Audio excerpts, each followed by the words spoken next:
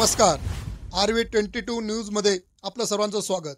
वीर जवान संतोष पवार यांच्यावर येवला येथे शासकीय इतमात हजारो भाविकांच्या उपस्थितीत अंत्यसंस्कार। येवला तालुक्यातील तळवाडे येथील वीर जवान संतोष रामदास पवार यांच्यावर आपल्या राहत्या गावी हजारो नागरिकांच्या उपस्थितीत शासकीय इतमात अखेरचा निरोप देण्यात आला। महाराष्ट्र पोलीस यांच्याकडून हवेत गोळीबार करत त्यांना अखेरची मानवंदना देण्यात आली। यावेळी संपूर्ण येवला तालुक्यावर शोककळा पसरली। राजस्थान मधील सूरजगड येथे कर्तव्यावर असताना वीर जवान संतोष रामदास पवार यांना वीर मरण आले। राजस्थानवरून त्यांचे पार्थिव येवला तळवाडे येथे आल्यावर सर्व गावावर शोककळा पसरली। वीर जवान अमर रहे, भारत माता की जय, देशभक्ती गीतांनी आणि वीर जवानाच्या जय घोषाने संपूर्ण परिसर शहीद जवानाच्या जय घोषांनी दणाणला। कुटुंबाने संतोष पवार यांचे पार्थिव पाहता अंबरडा फोडला। यावेळी तालुक्यातील हजारो नागरिकांनी शहीद जवान संतोष रामदास पवार यांच्या अंत्यसंस्काराच्या वेळी उपस्थिती दर्शवली।